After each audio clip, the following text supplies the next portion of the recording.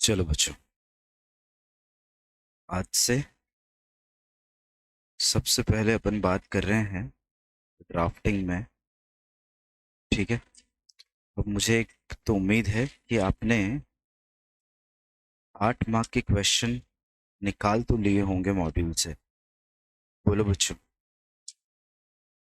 8 mark के question आपने module से निकाल तो लिए होंगे। CSR के चैप्टर के पीछे बच्चों कुछ रिजोल्यूशन है। पेज नंबर 801 पर आओ।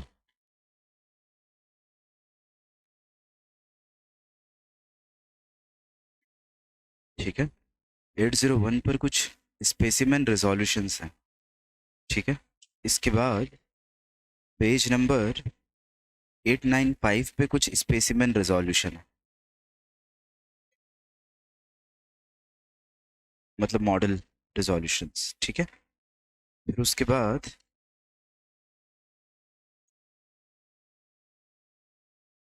पेज नंबर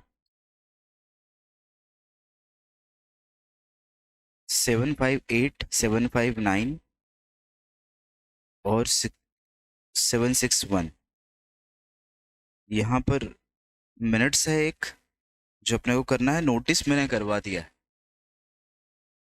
नोटिस मैंने करवा दिया बच्चों। ठीक है। और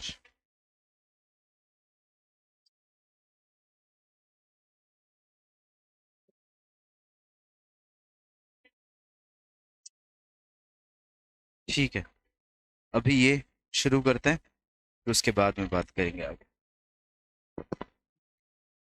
चल, एक 6 या 8 मार्क्स में जो क्वेश्चन आ रहा है वो है मोस्ट प्रोबेबली ड्राफ्टिंग का। एक आएगा ड्राफ्टिंग का और एक आएगा बच्चों प्रोसीजर का। One of drafting and one should be of procedure. ठीक है। तो प्रोसीजर कहाँ दे रखी है? आपके पार्ट बी के नोट्स में। पार्ट बी के नोट्स। ठीक। कुछ प्रोसीजर में फिर से डिस्कस भी कर लूंगा पार्ट बी के नोट्स में जो दे रखी है, बट ड्राफ्टिंग अपन एक बार शुरू कर रहे हैं आज से। ठीक है। अब समझना बच्चों, कुछ बेसिक बातें अगर अपन ड्राफ्टिंग की शुरू करें, तो आप कुछ भी ड्राफ्ट करना चाहते हो, चाहे आप जनरल मीटिंग का नोटिस बनाना चाहते हो या जनरल मीटिंग के मिनट्स बनाना चाहते हो, एज द केस में भी, एक बात अंकित डांगी बहुत क्लियर कट है कि आपको रिजोल्यूशंस बनाने आने चाहिए। यही बात बोर्ड मीटिंग्स पर भी अप्लाई होती है। अगर तुम बोर्ड मीटिंग का नोटिस बनाना चाहते हो तो नॉर्मल है, बट अगर एजेंडा बनाना चाहते हो तो तुम्हें रिजोल्यूशंस बनाते आना चाहिए। इसके साथ साथ अगर तुम बोर्ड मीटिंग के मिनट्स भी बनाओगे तो तुम्हें रिजोल्यूशंस बनाना आना चाहिए। तो there are number of chapters जहां पर आपको रिजोल्यूशंस की बातचीत कही गई है। ठीक है। और वो रिजोल्यूशन कैसे बनाए जाते हैं वो अपन डिस्कस कर रहे हैं आज क्लास में। ठीक है। अब समझना, सबसे पहले आईसीएसआई अपने क्वेश्चन पेपर में ये जरूर डिसाइड करके देगी आपको कि किसका रिजोल्यूशन पास करना है। इसका मतलब या तो मुझे कहना चाहिए कि I would be required to pass resolution of the board or I would be required to pass resolution of the members। तो सबसे पहली बात, अगर एग्जाम में आपको दिया हुआ हो कि कौन सा रिजोल्यूशन पास करना है, मतलब कौन सी अथॉरिटी का, या तो बोर्ड या मेंबर्स, तो बहुत बढ़िया है। अदरवाइज आपको डिसाइड करना पड़ेगा कि इस मामले के लिए किसका रिजोल्यूशन लगेगा, इस मामले के लिए किसका रिजोल्यूशन लगेगा, ये आपको डिसाइड करना है। बट 99% आपको एग्जाम में ये दे रखा होगा बच्चों कि रिजोल्यूशन कौन सी अथॉरिटी का पास किया जाए। ठीक है। तो पहले आपको कोई भी बात शुरू करने से पहले डिसाइड ये करना है कि ये बोर्ड रिजोल्यूशन आप पास कर रहे हैं या फिर आप मेंबर्स का रिजोल्यूशन पास कर।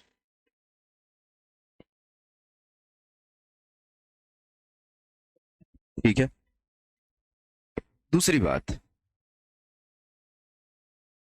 जब भी आप बोर्ड रेजोल्यूशन पास करेंगे वहां तो आपको कोई बाइफरकेशन करने की जरूरत नहीं है कि साहब बोर्ड रेजोल्यूशन ऐसा, बोर्ड रेजोल्यूशन वैसा। सारे रेजोल्यूशन आपको जनरली मेजोरिटी से ही पास करने होते हैं। कौन से छोड़ दो? जो यूनानिमस कंसेंट वाले होते हैं। बोर्ड रेजोल्यूशंस जनरली क्या होते हैं बच्चों? मेजोरिटी से पास होते हैं। लेकिन एक्सेप्ट 3 मैटर्स, कौन से वाले? जहां पर आपको किसका अप्रूवल चाहिए बच्चों? Unanimous consent of board of directors चाहिए। करेक्ट है। जब आप मेंबर्स के रिजोल्यूशन की बात करते हैं तो आपको ये देखना पड़ता है कि आपको ओआर की जरूरत है या एसआर की। ये दूसरी चीज आपको डिसाइड करनी पड़ती है रिजोल्यूशन बनाते समय। तो जनरली आप हमेशा और हमेशा कोई भी रिजोल्यूशन हो, चाहे बोर्ड का हो चाहे मेंबर का हो, ये बात आप लिखकर चलें कि अपने को इस बात को मेंशन नहीं करना है कि ये ओआर है या ये एसआर है रिजोल्यूशन ड्राफ्ट करते समय। ठीक है, ये ओआर है ये एसआर है, मेंबर्स के लिए बताने की जरूरत नहीं, बोर्ड के लिए ये बताने की जरूरत नहीं कि ये मेजोरिटी से पास हुआ है या एक्सेप्ट 3 मैटर्स। ठीक है, किस तरह से पास हुआ आपको बताने की जरूरत नहीं। मेजोरिटी में एक सिंगल सॉल्यूशन आपको बताऊंगा, आपको हर रिजोल्यूशन को ये लिखना है कि इट इज पास यूनानिमसली। कैसे? मतलब जितने आए उन सभी ने कंसेंट दी, किसी ने भी मना नहीं किया। आपको यही बात लिखकर चलनी है, भले ही रिक्वायरमेंट एक्ट में ओआर की हो, भले ही एसआर की हो, भले ही बोर्ड रिजोल्यूशन में मेजोरिटी की हो। आपको एक ही पॉइंट हर एक रिजोल्यूशन में लिखना होता है बच्चों कि ये रिजोल्यूशन यूनानिमसली पास हुआ है। ये रिजोल्यूशन कैसे पास हुआ है? यूनानिमसली। कैसे लिखेंगे मैं आपको बताऊंगा। क्लियर बात? तो पहला अपने को हमेशा ये ध्यान रखना है कि रिजोल्यूशन किसका बनाना है ये मुझे पता होना चाहिए। और दूसरा, मुझे किसी भी तरीके से ये लिखना नहीं है कि ये ओआर से पास हुआ या ये एसआर से पास हुआ। मुझे यही लिखना है कि ये यूनानिमसली पास हुआ। नहीं मुझे बोर्ड रेजोल्यूशन के केस में ये बताना है कि ये मेजोरिटी से पास हुआ है या अदरवाइज। मुझे तो सिर्फ हर बात, हर रिजोल्यूशन को मुझे यही मानना है कि मेरे यहाँ तो मीटिंग ही ऐसी होती है अनिकेत साहू, जहाँ पर मीटिंग जैसे ही हुई तो रिजोल्यूशन क्या सब हाँ करते हैं, सबके सब हाँ करते हैं। ऐसी बात मुझे आप सबके सामने बोर्ड रिजोल्यूशन में या मेंबर्स के रिजोल्यूशन में रखनी। तीसरी बात, कोई भी रिजोल्यूशन मिनिमम 2 पैराग्राफ में बनेगा बच्चों, चाहे वो मेंबर्स का रिजोल्यूशन हो चाहे बोर्ड रिजोल्यूशन हो। It will always be in 2 paragraphs. Correct? जो पहला पैराग्राफ होगा, फर्स्ट पैराग्राफ,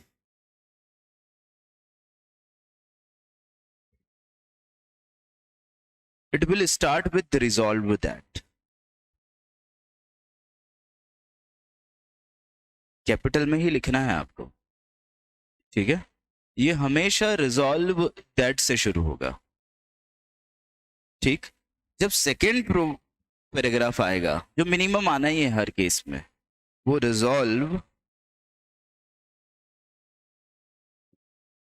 फर्दर दैट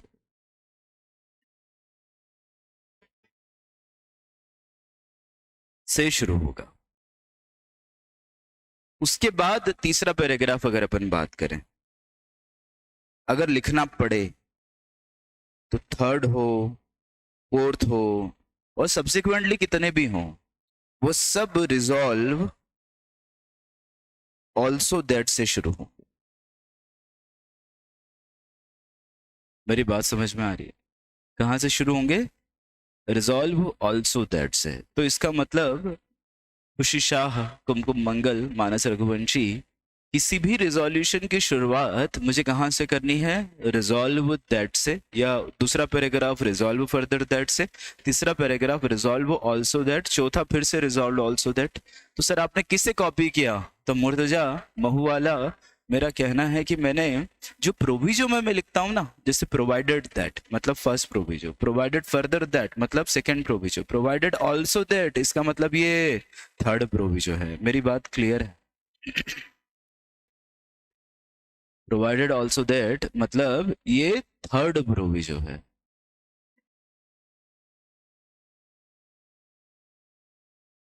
ठीक। सर आपने ये रिजॉल्व शब्द से क्यों शुरुआत की?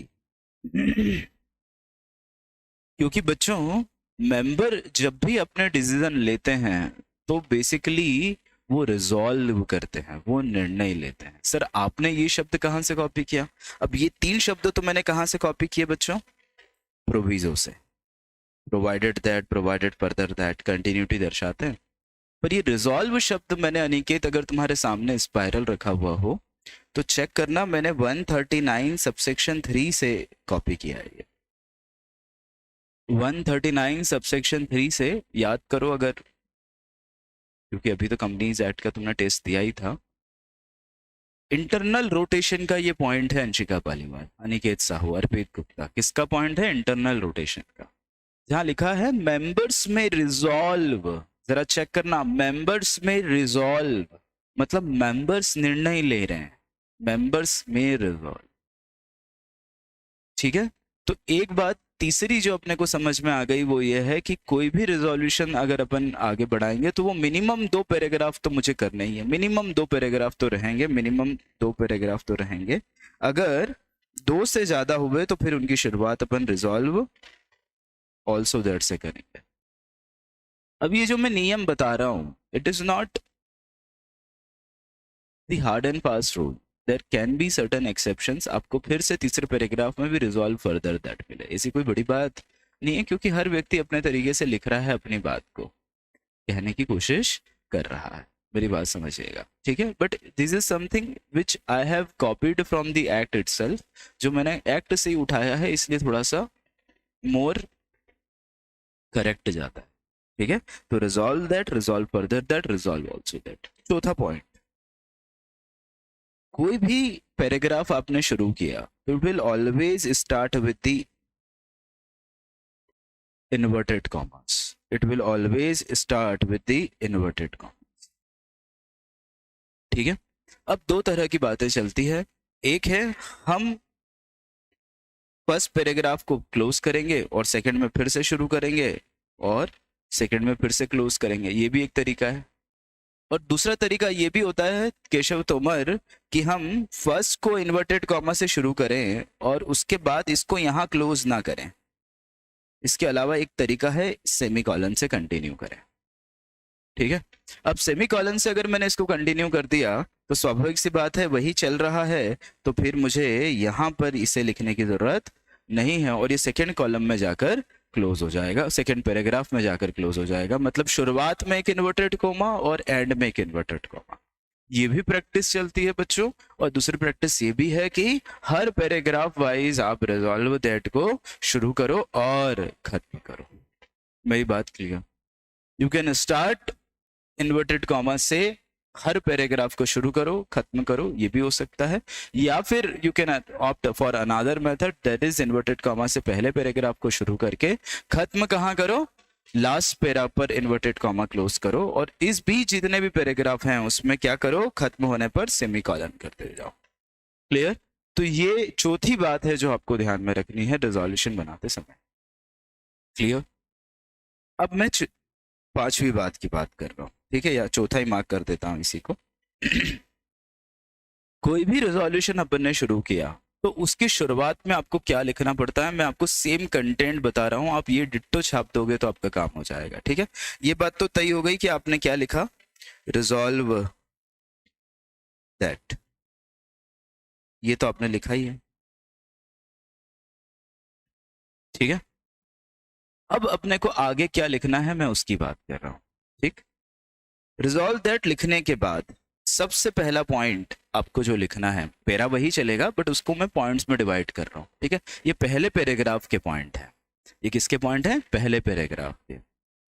इन परसुएंस ऑफ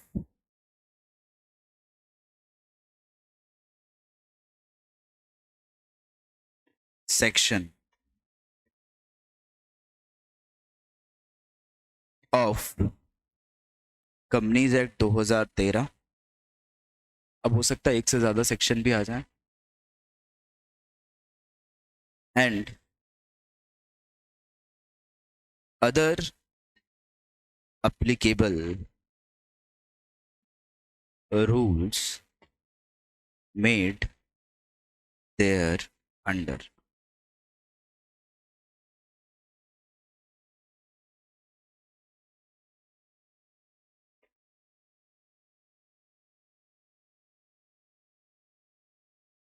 ठीक है, ये आपकी हर रिजोल्यूशन की पहला लाइन है। अब चाहे आप मेंबर का रिजोल्यूशन बना रहे हैं, चाहे आप बोर्ड ऑफ डायरेक्टर्स का रिजोल्यूशन बना रहे हैं, आपको अकल नहीं लगानी है। आपको in pursuance of section of companies act 2013 and other applicable rules made thereunder. अब ऐसे कई मामले होते हैं बच्चों जिनके लिए हमें क्या होना पड़ता है, आर्टिकल ऑफ एसोसिएशन में अथॉरिटी होनी चाहिए हमारे पास। What we are suppose to have, authority in article of association of the company. तो अगर जरूरत है तो दूसरा पैराग्राफ हो भी सकता है और नहीं भी।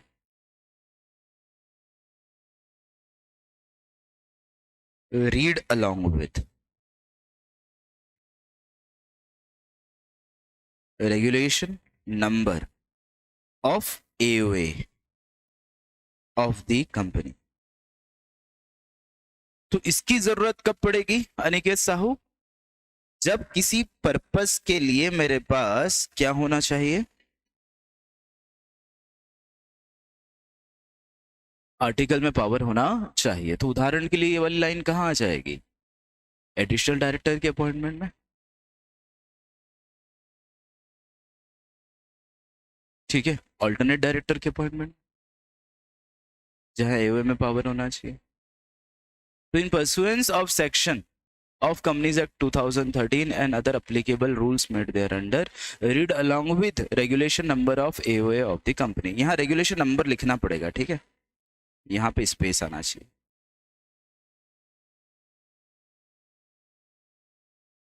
Of AOA of the company, ठीक है। फिर इसी के बाद कंटिन्यूटी में आप तीसरा पॉइंट और लिखेंगे, the approval of board of directors, the approval of board of directors। अगर अप्रूवल किसका चाहिए, बोर्ड का, तो या फिर अप्रूवल ऑफ मेंबर्स। आप नहीं लिखेंगे ओआर या एसआर, आप नहीं लिखेंगे मेजोरिटी, आपको कुछ लिखना ही नहीं है, ठीक है। इस यूनानिमसली को भी अभी आप यहां नहीं लिखेंगे, ठीक है, ये मिनट्स बनाते समय लिखाऊंगा रादर, तो अभी इसको अपन कंसिडर नहीं करें, ठीक है, ये मिनट्स बनाते समय बताऊंगा। तो क्या कहा मैंने, the approval of board of directors और members, P and is hereby given. ये तीन पैराग्राफ आप समझ लीजिए कि ऑन एन एवरेज, तीन पैराग्राफ नहीं बोलना चाहिए, तीन सब्जेक्ट मैटर एक ही पैराग्राफ में आप हर रिजोल्यूशन में छाप सकते हैं, आपको अकल नहीं लगानी है। इसके बाद जो चौथा पैराग्राफ होगा बच्चों, ये उस रिजोल्यूशन के पर्टिकुलर्स को बताएगा, ये उस रिजोल्यूशन के पर्टिकुलर्स को बताएगा कि भैया हमें अब क्या और इसमें शामिल करना है, जो पर्पस हो जिसके लिए रिजोल्यूशन पास किया गया है वो आपको यहां लिखना है, ठीक है। तो पहले पैराग्राफ में क्या क्या आ गया, resolve that in pursuance of section of companies act 2013 and other applicable provision made thereunder, read along with regulation number of AOA, the approval of board of directors is hereby given to. अब ये जो particulars है ये अपने को मन से बनाने पड़ेंगे हर रेजोल्यूशन में, बाकी ये जो पहला पैराग्राफ है हर रेजोल्यूशन का, इट वुड रिमेन सेम। अब इसका मतलब ये बात तो तय हो गई कि मुझे क्या याद होना चाहिए, मुझे सेक्शन याद होना चाहिए, मुझे सेक्शन याद होना चाहिए। अगर मुझे सेक्शन याद नहीं है तो फिर मेरा काम नहीं चलेगा, मुझे सेक्शन तो याद होना ही चाहिए, क्योंकि हर रिजोल्यूशन में मुझे सेक्शन डालना पड़ता है। अब अगर याद नहीं है तो कोई बात नहीं, अब फिर क्या है, अब नहीं करेंगे तो नहीं लिखेंगे, in pursuance of relevant section of companies act 2013 ऐसा छाप के आएंगे। मेरी बात समझ में आती है। इसका केशव तोमर सबसे बड़ा फायदा है इस क्वेश्चन का, ड्राफ्टिंग का, यहाँ समय बचता है, यहाँ टाइम बचता है, मार्क्स अच्छे मिलते हैं। तो अगर थोड़ी बहुत प्रैक्टिस कर ले अपन तो अपना काम बन सकता है। मेरी बात समझ में आ रही है। मतलब इसमें ऐसा भी होता है कि 8 में से 6, 8 में से 7 मार्क्स भी दिए जा सकते हैं, कोई बड़ी बात नहीं। अदरवाइज ध्यान रखिएगा, वो कोई भी दूसरा सेक्शन मतलब अपन ने प्रोविजन लिखा तो वो 8 में से 5 6 ही देगा, उससे ज़्यादा तो नहीं देगा। 7 वाला ऑप्शन तो आना ही नहीं है, बट इसमें तो ऑप्शन आ भी सकता है 7 वाला। ठीक है, तो एक फायदा है कहीं ना कहीं एसोसिएटेड विद द ड्राफ्टिंग। ठीक है, तो अर्पित गुप्ता। ठीक, ये तो तुम्हारा पहला पैराग्राफ हो गया। अब मैं इसका दूसरा पैराग्राफ अपना आपको बता रहा हूं कि दूसरा पैराग्राफ आपको क्या लिखना है। तो जनरली 2 ही पैराग्राफ में लिखना है। ठीक है, तो अगर आपने दूसरा पैराग्राफ बनाना है तो क्या करना है, तो ये तो ए हो गया। अब मैं बी की बात कर रहा हूं। या तो ये सेकंड पैराग्राफ मान लो, या फिर ये लास्ट पैराग्राफ मान लो, या तो फिर ये सेकंड मान लो, या फिर ये लास्ट पैराग्राफ मान लो। ठीक है, लास्ट मतलब सर हो सकता है आपने 3 पैराग्राफ में बनाया हो, तो फिर ये लास्ट पैराग्राफ बनेगा। मतलब कुल मिलाकर मैं जो यहाँ लिख रहा हूं that would be the last paragraph of every resolution. आपको ये छाप ही देना है। ठीक है, क्या लिखेंगे फिर से, resolve further that.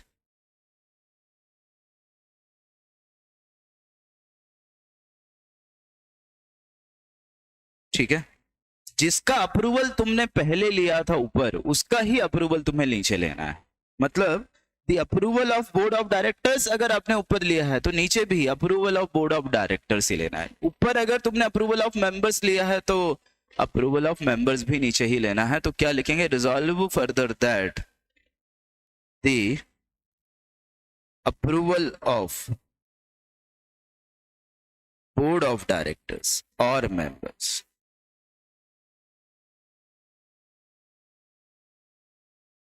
be and is hereby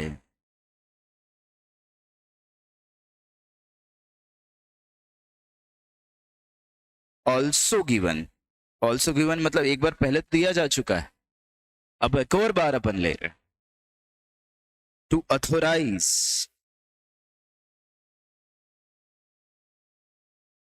generally अगर बोर्ड रेजोल्यूशन पास करता है तो वो किसी पर्सन को अथोराइज करता है। तो पर्सन, पर्सन मतलब अब यहाँ पे अपन डायरेक्टर लिखते हैं। डायरेक्टर, नाम लिखना पड़ेगा डायरेक्टर का। हाँ, डायरेक्टर नेम।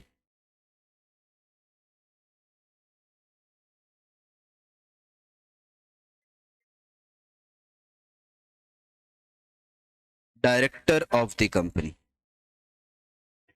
अब जरूरी नहीं कि डायरेक्टर ऑफ द कंपनी को ही अथोराइज किया जाए, पर अपन ये मान के चले कि अपन director of the authority company को ही अथोराइज करें। या फिर मेंबर्स जब रिजोल्यूशन पास करते हैं तो जनरली वो बोर्ड को अथोराइज करते हैं कि भैया ठीक है तुम कर सकते हो। ठीक है, तो board of directors of the company to do all such things, acts and deeds. अब ये शब्द मैं कहां से लेकर आया, तो मैं ये शब्द लेकर आया हूं 179 के सबसेक्शन 1 से। 179 का सबसेक्शन 1 करना, देखो लिखा हुआ है the board of directors can do all such acts, exercise all such powers which can be exercised by the company, to do all such things, acts and deeds as may be necessary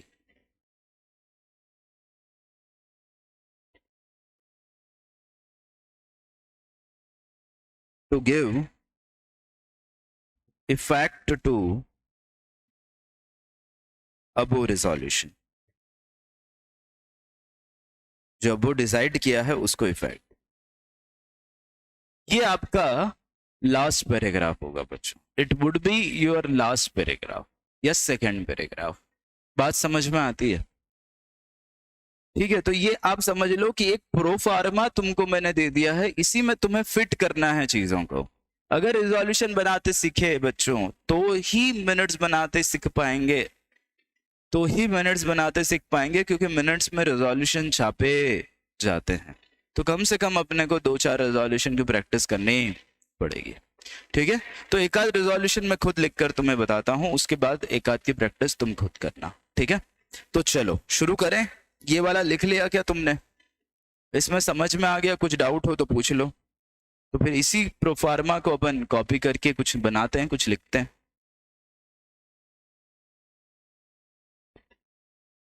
ठीक है, ये आप समझ लो कि ये अपने को रामबाण है, ये अपने लिए, ये प्रोफार्मा अपने को छाप देना है बस, ऐसे में तो अपना रिजोल्यूशन बन जाएगा।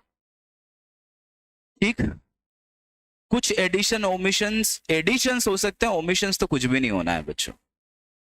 ठीक है, कुछ एडिशंस हो सकते हैं बट ओमिशन कुछ नहीं होना। एडिशन कैसे होते हैं? उस सेक्शन के प्रोविजंस के अकॉर्डिंग होते हैं, बस बाकी कुछ नहीं है। तो वो कहाँ चेंजेस होते हैं जनरली?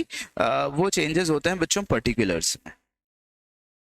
वो चेंजेस कहाँ होते हैं? पर्टिकुलर्स में। मतलब किस बात को लेकर ये डिसीजन लिया जा रहा है वो मेजरली इंपॉर्टेंट होता है, तो वो कहीं ना कहीं अपने को ध्यान में रखना पड़ता है। पर्टिकुलर्स थोड़ा सा अलग होगा। तो जैसे मैं तुम्हें कहता था ना कि प्रोसीजर में एक होता था प्री, एक होता है ड्यूरिंग, एक होता है पोस्ट। कुछ याद आया क्या?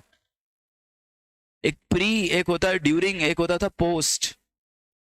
तो जो मैं कहता था तुम्हें, ड्यूरिंग वाला जो प्रोविजन होते थे वो 99.99% सेम ही होते थे। ड्यूरिंग दी जनरल मीटिंग आप क्या करेंगे? तो वो आप क्या करेंगे? आप नोटिस भेजेंगे बोर्ड मीटिंग का। ठीक है, फिर उसके बाद नोटिस भेजा बोर्ड मीटिंग का, फिर बोर्ड मीटिंग में आप क्या करने वाले हैं? तो जनरल मीटिंग की day, date, time, venue fix करना, उसके बाद नोटिस अप्रूव करना, फिर किसी को अथोराइज करना टू इशू सच नोटिस। ये सब बातें कहीं ना कहीं, बोलो हाँ या ना। फिर आप बोर्ड मीटिंग रखते थे, कोरम बिंग प्रेजेंट, उसके बाद जनरल मीटिंग का नोटिस देते थे। अगर कंपनी लिस्टेड है तो एलओडीआर में बताते थे कितने समय में, 24 आवर्स में। फिर जनरल मीटिंग रखते थे, रेजोल्यूशन पास करते थे, फिर से 24 आवर्स में किसको बताते थे? लिस्टेड कंपनी अगर है तो स्टॉक एक्सचेंज को। बोलो हाँ या ना। ये ड्यूरिंग था, जो 99.99% रिमेन सेम। उससे पहले प्री था, तो मैंने आपको बताया था कि प्री में अपन क्या लिखेंगे कि कौन सी कंडीशन इंश्योर करनी है। तो मान लो अपन बोनस इशू लेकर आ रहे हैं, तो company is authorised by AOA of the company.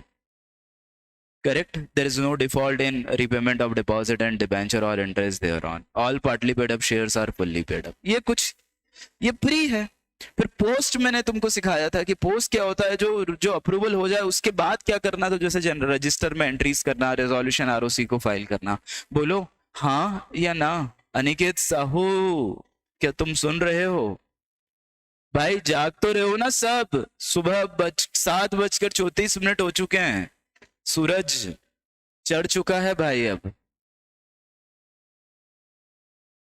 नहीं, कार्तिक खरे, हाँ सर जिंदा है। तो ये फॉर्मेट रहेगा बच्चों।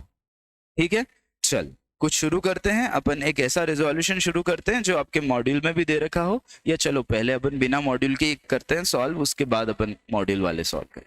ठीक है, तो चलो अपन अपॉइंट करते हैं किसी एडिशनल डायरेक्टर को। Resolution for appointment of additional director. अब इसको देखकर ये बात तो क्लियर लगती है कि एडिशनल डायरेक्टर का अपॉइंटमेंट कौन करेगा? बोर्ड करेगा। तो मुझे किसका रिजोल्यूशन बनाना है बच्चों? बोलो, मुझे बोर्ड का रिजोल्यूशन बनाना। मुझे किसका रिजोल्यूशन बनाना है? बोर्ड का रिजोल्यूशन बनाना। ठीक है, तो क्या करें? सबसे पहले क्या लिखें? इन्वर्टेड कॉमा लिखते हैं। बताओ बच्चों, सबसे पहले इन्वर्टेड कॉमा लिख दें, फिर लिख दें रिजॉल्व दैट। ठीक, फिर जनरली कॉमा लगा दिया करो, क्योंकि दैट के बाद, रिजॉल्व दैट के बाद कॉमा लगाते हैं। इन pursuance of section 161 subsection 1 of the Companies Act 2013, Companies Act 2013। अगर रूल्स हो सेक्शन में तो आपको लिखना है read along with rules made thereunder. तो क्या 161 के सबसेक्शन 1 में कोई रूल है क्या? नहीं है एज सच। फिर भी लिख दोगे तो कोई गलत नहीं हो जाएगा। ठीक है, पर मेरे इसमें रूल नहीं है तो फिर मैं नहीं लिख रहा। ठीक है, तो मैं क्या लिखूंगा? एंड डायरेक्टली या रीड अलोंग विथ?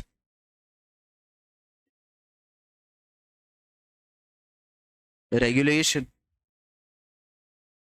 अब बताओ, आर्टिकल्स में बहुत सारे रेगुलेशंस होंगे, तो कोई होगा रेगुलेशन, नंबर डाल दो यहाँ पर। रेगुलेशन 20 लिख दो, मन से छाप रहा हूँ ये 20, ठीक है, ये मन से छाप रहा हूँ कि आर्टिकल के 20वें नंबर पर एडिशनल डायरेक्टर की बात कही होगी। रीड अलोंग विद रेगुलेशन 20, ठीक है, of article of association of the company.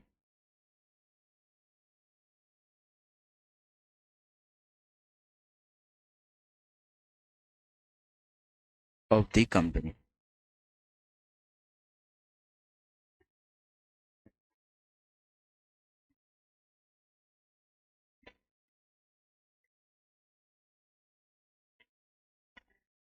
Association की स्पेलिंग देख लेना।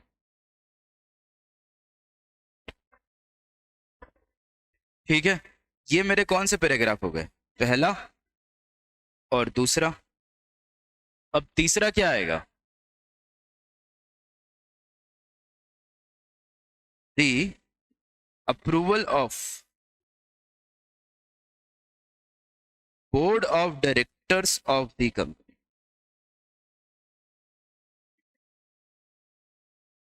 ठीक है, क्योंकि बोर्ड ऑफ डायरेक्टर्स का ही लिखेंगे। B and is hereby given. अब ये वाली बातें तो अपन ने ऐसी कैसी छाप दी, अपन ने कोई अकल नहीं लगाई। बोलो हाँ या ना। अब अपने को खास बातें ध्यान में रखनी है, किसकी? पर्टिकुलर्स की। किसकी? पर्टिकुलर्स की। अभी पर्टिकुलर्स पे थोड़ी चर्चा अपन आगे और करेंगे अभी, ठीक है। तो बताओ, किसी को अगर आपने डायरेक्टर के रूप में अपॉइंट किया, तो मेरा कहना है कि उसका नाम बताना पड़ेगा, और एडिशनल डायरेक्टर कब तक ऑफिस होल्ड करके रखता है ये भी लिखना पड़ेगा। तो अपन कहते हैं ना कि अप टू नेक्स्ट एजीएम और last due date of AGM whichever is earlier. ठीक है, तो अब ये जो है पर्टिकुलर्स, यहाँ पे अपन अपॉइंट कर रहे हैं, तो क्या लिखेंगे? Given to appoint. किसको अपॉइंट करें? श्री अनिकेत साहू।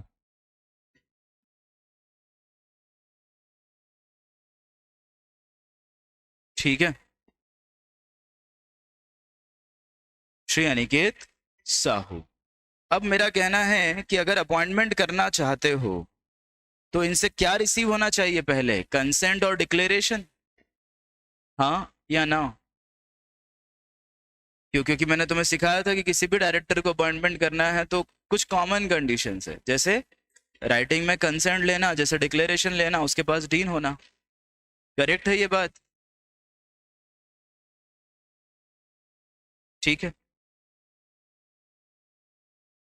हैविंग या who has given consent, written consent,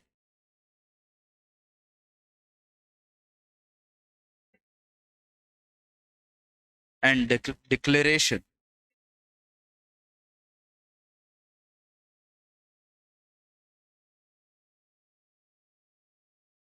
in accordance with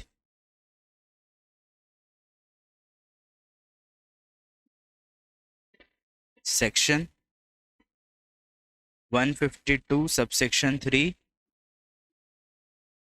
and, या ऐसा लिखो 4 and 5 सबसेक्शन 4 and 5, या आप चाहो तो डायरेक्टली लिख दो who has given written consent for his appointment and declaration that he is not disqualified under the act to become director। ठीक है, आपको सेक्शन नहीं लिखना, आप मत लिखो। फिर वापस आप कंटिन्यूटी दर्शाएंगे। एज एन एडिशनल डायरेक्टर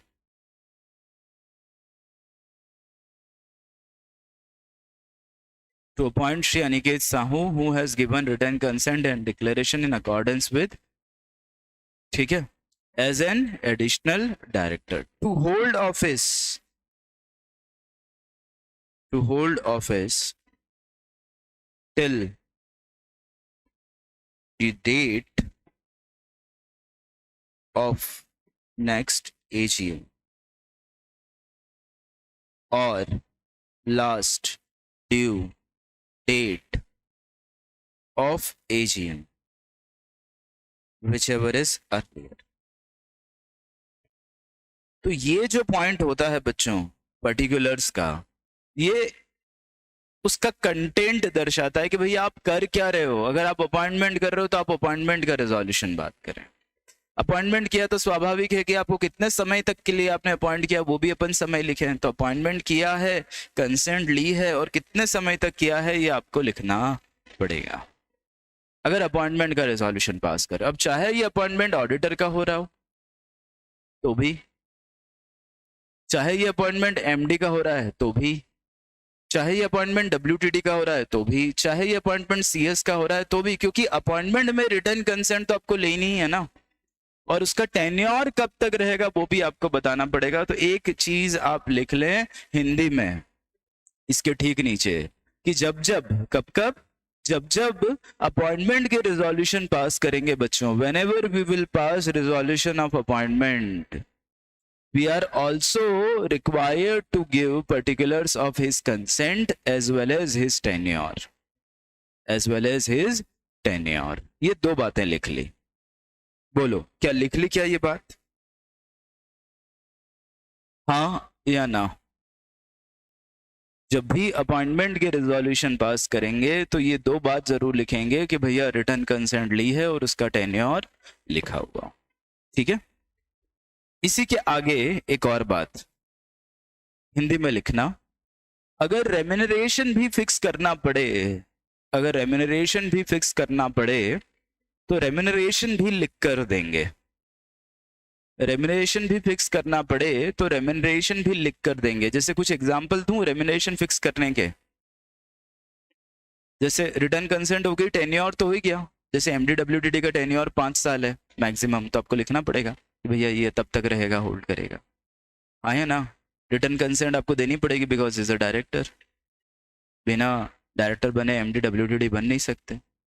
पर सुनना मेरी बात ध्यान से, जब आपने बोर्ड रिजोल्यूशन पास किया एमडी का और डब्ल्यूटीडी का या मैनेजर का, तो एक रिक्वायरमेंट है 203 सबसेक्शन 2 की कि उसमें रेम्यूनरेशन भी लिखना पड़ेगा। चाहे तो चेक करो, 203 सबसेक्शन 2 की रिक्वायरमेंट है कि आपको रेम्यूनरेशन लिखना पड़ेगा।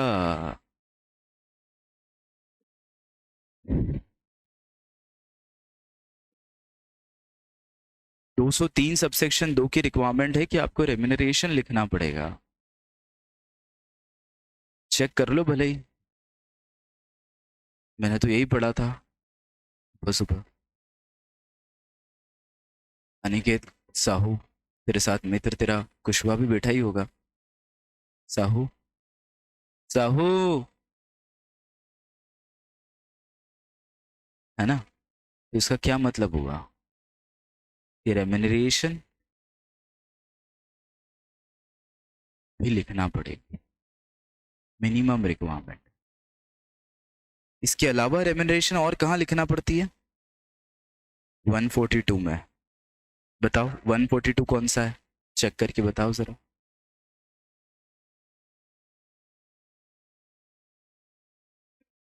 Auditors remuneration. तो अगर सेक्शन चिल्ला चिल्ला कर कह रहा है कि भैया रेम्यूनरेशन आपको डिसाइड करनी है, तो आपको फिर return consent plus tenure plus remuneration भी लिखना पड़ेगी। उम्मीद करता हूँ बात क्लियर है, उम्मीद करता हूँ बात क्लियर है। बोलो ठीक है। दूसरा पैराग्राफ ऐसा कैसा छाप देना। अब किसका रिजोल्यूशन है? बोर्ड का। तो बोर्ड जब रिजोल्यूशन पास करता है तो वो किसी डायरेक्टर को ऑथोराइज करता है। किसको ऑथोराइज करता है? डायरेक्टर को। पर अगर मेंबर रिजोल्यूशन पास करते हैं तो जनरली वो बोर्ड को ऑथोराइज कर देते हैं कि बोर्ड जो का है चाहे वो कर ले। ठीक है, तो दूसरा पैराग्राफ क्या बना ले? रिजॉल्व्ड फर्दर दैट, पूरा के पूरा छाप दो ऐसा कैसा। The approval of board of directors of the company be and is hereby also given to authorize, मान लो अभी तो अनिकेत अपॉइंट हुआ है, ठीक है, तो मुझे जो अथॉरिटी देनी है वो अनिकेत के अलावा किसी डायरेक्टर को देनी है, एक बात ध्यान रखिएगा, ठीक है। अथॉरिटी जिसे अपॉइंट किया उसको नहीं करना है, पुराने डायरेक्टर को देना है ना। एग्जिस्टिंग जो अपॉइंट हुआ है वो नहीं, जो एग्जिस्टिंग थे उनको। तो क्या लिख दूं, to authorise Shri Murtaza, Murtaza spelling ठीक लिखिए, Murtaza, Murtaza director of the company,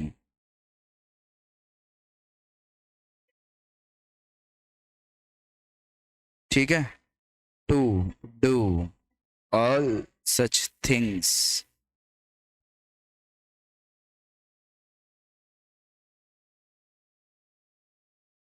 acts and deeds as may be necessary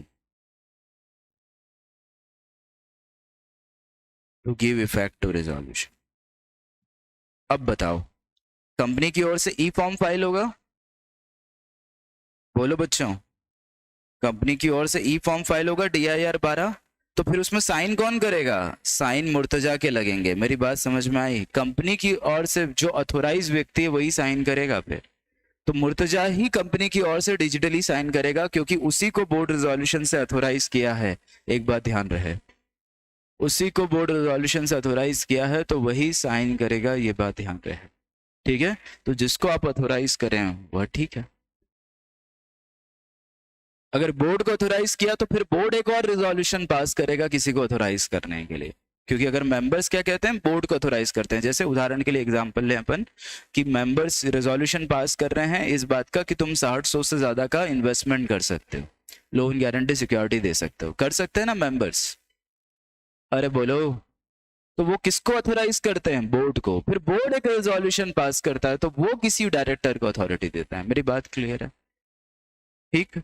अब बच्चों ये तो हो गया जनरल, ये इसी तरह से रेजोल्यूशन बनाए जाएंगे, ठीक, प्रैक्टिस करेंगे तो बनेंगे भी सही अपने से। बट एक बात ध्यान रखना बच्चों, जब अपन इसका पर्टिकुलर लिख रहे हैं, कौन सा वाला हिस्सा, ये वाला हिस्सा, पर्टिकुलर्स अपन लिख रहे हैं, है ना। पर्टिकुलर्स लिखते समय कुछ ध्यान रखने वाली बातें आप ये लिख लो, पर्टिकुलर्स लिखते समय कुछ ध्यान रखने वाली बात, एक तो तुम्हें मैंने बता दी कि भैया अपॉइंटमेंट कर रहे हैं तो कंटेंट में टेन्योर भी लिखेंगे, ठीक है, और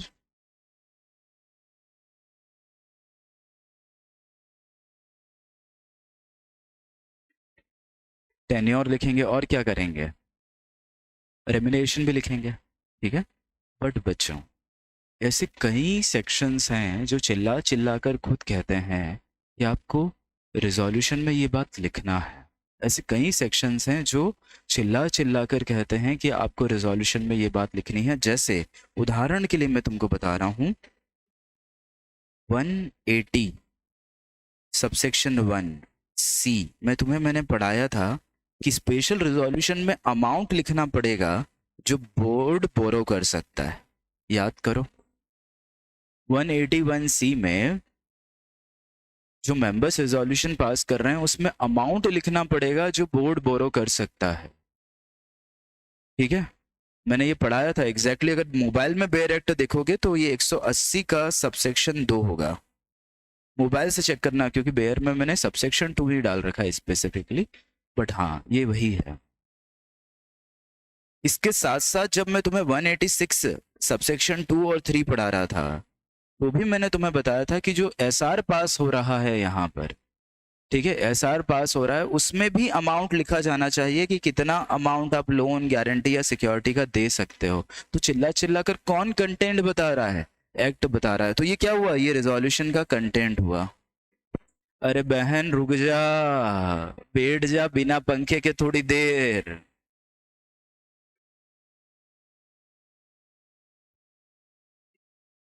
थोड़ी देर यहाँ पढ़ लें, पर नहीं मानेंगे, नहीं, मेरे को डिस्टर्ब जरूर करेंगे। ठीक है, आगे बढ़ूं? इसके अलावा याद करो सेक्शन नंबर 54 में मैंने एसआर के कंटेंट बताए थे, जो रेजोल्यूशन पास हुआ है कि उसमें अपने को मार्केट प्राइस, उसमें अपने को एलिजिबल एम्प्लॉइज, उसमें अपने को कंसिडरेशन लिखना पड़ेगा। तो what they became content of the resolution. हमारी बात क्लियर है कई? अरे हमारी बात क्लियर है कई? पक्को? अने को मतलब यो, इसका मतलब ये कि आपको पर्टिकुलर्स लिखते समय चौकन्ना रहना पड़ेगा। क्या रहना पड़ेगा? चौकन्ना रहना पड़ेगा। जैसे एक एग्जांपल और देता हूँ, जैसे Divyanshi 158 section of companies act open करो जरा, क्या कहता है? 158 सेक्शन ऑफ कंपनीज एक्ट क्या कहता है, एक बार चेक करना। जब ऑनलाइन वाले बच्चों तुम ये देखोगे कि 158 सेक्शन अगर मैं पढ़ता हूं तो उसमें लिखा हुआ है कि जब जब कब कब जब जब तुम एक डायरेक्टर का रेफरेंस देते हो, उसका नाम लिखते हो, तो उसके साथ हमेशा उसका डिन नंबर लिखा जाएगा। चेक करना, क्या 158 में यही लिखा है? बिल्कुल। इसका क्या मतलब है कि जब भी तुम डायरेक्टर का नाम लिखोगे, उसके बाद तुम्हें उसका क्या लिखना पड़ेगा? दिन लिखना पड़ेगा। हमारी बात आई समझ में? तो इसका मतलब मुझे यहाँ पर मुर्तजा के बाद मुर्तजा का क्या लिखना पड़ेगा? दिन।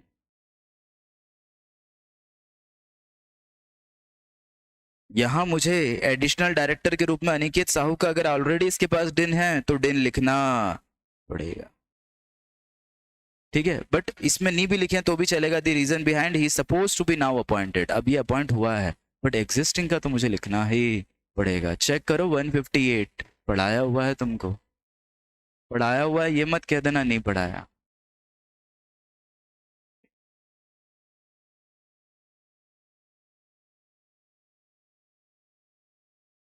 ठीक है, जैसे 142 में अपन क्या फिक्स कर रहे हैं? रेम्यूनरेशन फिक्स कर रहे हैं, तो रेम्यूनरेशन लिख कर देना पड़ेगी ना। रेम्यूनरेशन लिख के देना पड़ेगी ना कि भैया तुम्हारी रेम्यूनरेशन ये है। तो ये जनरली कुछ कंटेंट है जो आपको ध्यान में रखने पड़े। ठीक है, यहाँ पर मेरे हिसाब से मेरा session for the resolution complete हुआ। सेशन फॉर द रिजोल्यूशन मेरा कंप्लीट हुआ। इसका मतलब अब मुझे जो करवानी है वो सिर्फ प्रैक्टिस है। अब इन्हीं नियमों को जो मैंने लिख दिए हैं आज इस पेज पे, उनको फॉलो करते हुए मुझे रेजोल्यूशन बनाने हैं। एक बात ध्यान रखना, कहीं भी आप ये नहीं लिखेंगे कि रेजोल्यूशन ओआर से पास हुआ है, रेजोल्यूशन एसआर से पास हुआ है। ठीक है, रेजोल्यूशन मेजोरिटी से पास हुआ है, कुछ नहीं लिखना है। मिनट्स बनाते समय अपन एक ही बात लिखेंगे, रेजोल्यूशन कैसे पास हुए हैं, यूनानिमसली। बात समझ में आई क्या? बोलो। ठीक है, मिनट्स के मैं कंटेंट अलग से तुम्हें बताऊंगा।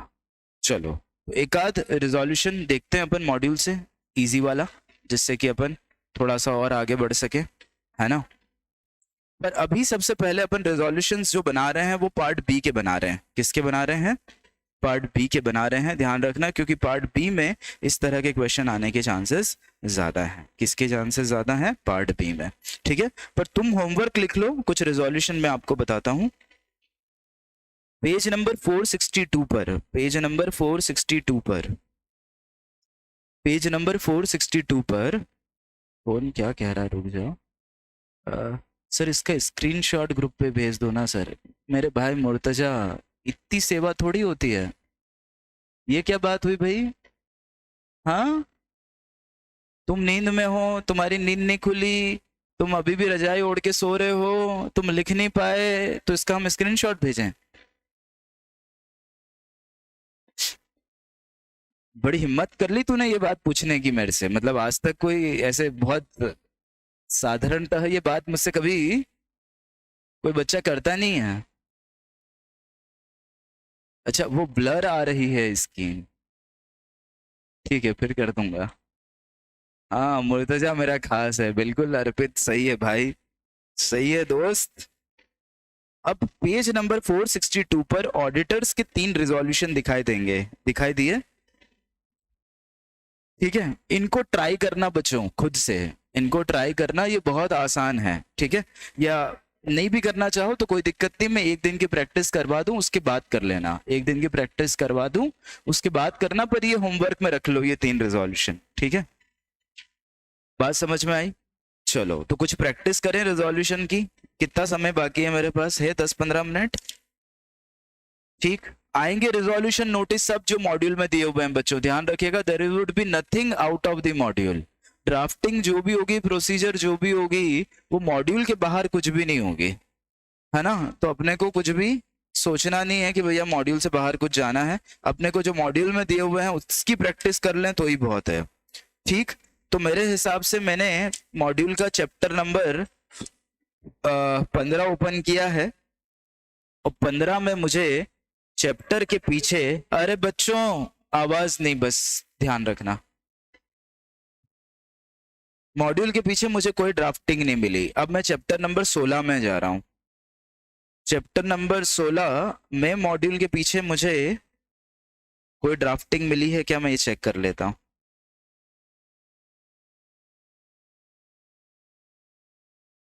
यस, मिली है मुझे, specimen of notice and minutes, पर ये मेरे अभी काम का नहीं क्योंकि मैं मिनट्स तो बाद में बनाते सिखाऊंगा। अब पहुंच गए सीएसआर के चैप्टर पे। सीएसआर के चैप्टर में मुझे ड्राफ्टिंग मिली है क्या, मैं चेक करता हूं एक बार, सबसे आखिरी में मिलेगी। ठीक है,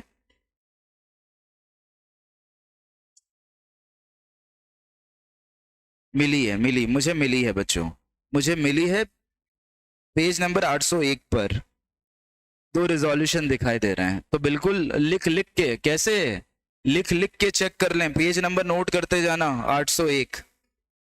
ठीक है, 801 की प्रैक्टिस कर लेंगे अपन बस। और एनुअल रिपोर्ट में चेक कर लो कुछ है क्या।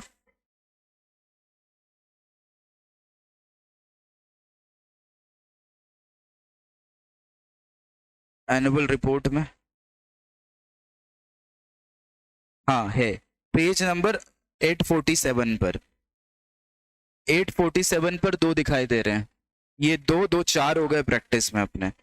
ठीक है, और